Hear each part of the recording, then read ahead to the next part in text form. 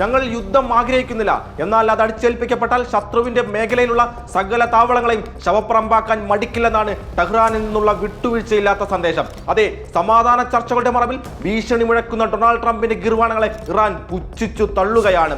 കഴിഞ്ഞ വർഷം അമേരിക്കയും ഇസ്രായേലും നടത്തിയ ഓപ്പറേഷൻ മിഡ്നൈറ്റ് ഹാമർ ഇറാന്റെ കരുത്ത് കുറച്ചെന്ന് ട്രംപ് അവകാശപ്പെടുമ്പോഴും തകർക്കപ്പെട്ട ആണവ മിസൈൽ കേന്ദ്രങ്ങൾ അതിവേഗം പുനർനിർമ്മിച്ച് ഇറാൻ ലോകത്തെ അത്ഭുതപ്പെടുത്തുകയും ട്രംപിനെ വെല്ലുവിളിക്കുകയുമാണ്. ഇസ്ഫഹാനിലെയും നെതാൻസിലെയും മലനിരകൾക്കുള്ളിലെ ആർക്കും തകർക്കാനാവാത്ത വിധമുള്ള അത്യാധുനിക ആണവ കേന്ദ്രങ്ങൾ ഇതിനുള്ള തെളിവ് കൂടിയാണ്. ഇതിനിടയിൽ അധിനിവേശ ശക്തിയായ അമേരിക്ക ലോകരാജ്യങ്ങൾക്കിടയിൽ ഒറ്റപ്പെടുന്ന വിവരങ്ങളും പുറത്തു വരുന്നുണ്ട്. കാരണം ഇറാനെ ആക്രമിക്കാൻ തങ്ങളുടെ വ്യോമ താവളങ്ങൾ വിട്ടു നൽകില്ലെന്ന് പ്രഖ്യാപിച്ച ബ്രിട്ടന്റെ തീരുമാനം ട്രംപിനേറ്റ ഏറ്റവും വലിയ തിരിച്ചടി കൂടിയാണ്.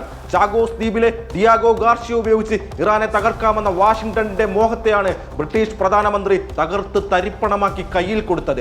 അന്താരാഷ്ട്ര നിയമങ്ങൾ ലംഘിച്ചുകൊണ്ടുള്ള അക്രമത്തിന് കൂട്ടുനിൽക്കാനാവില്ലെന്ന ബ്രിട്ടന്റെ നിലപാട് ട്രംപിന്റെ ലോക നേതാവ് ചമേലിനുള്ള കനത്ത തിരിച്ചടിയാണെന്ന് പ്രത്യേകം പറയേണ്ടതില്ലല്ലോ. അമേരിക്ക വിമാനവാഹിനി കപ്പലുകളായ USS എബ്രഹാം ലിങ്കണും USS ജെറാൾഡ് ഫോർഡും മേഖലയിലേക്ക് അയച്ചുകൊണ്ട് ഇറാനെ പേടിപ്പിക്കാനുള്ള ശ്രമങ്ങളും ഇതിനിടയിലൂടെ നടത്തുന്നുണ്ട്. പക്ഷേ ഇതിലൊന്നും അടിപതറുന്ന ഇറാനെയല്ല ഇപ്പോൾ ലോകം കണ്ടുകൊണ്ടിരിക്കുന്നത്. റഷ്യയുമായുള്ള കരുത്തുറ്റ സഖ്യത്തിലൂടെയാണ് ഇറാൻ ഈ അമേരിക്കൻ വിരട്ടലുകൾക്ക് കൃത്യമായ തിരിച്ചടി കൊടുക്കുന്നത്.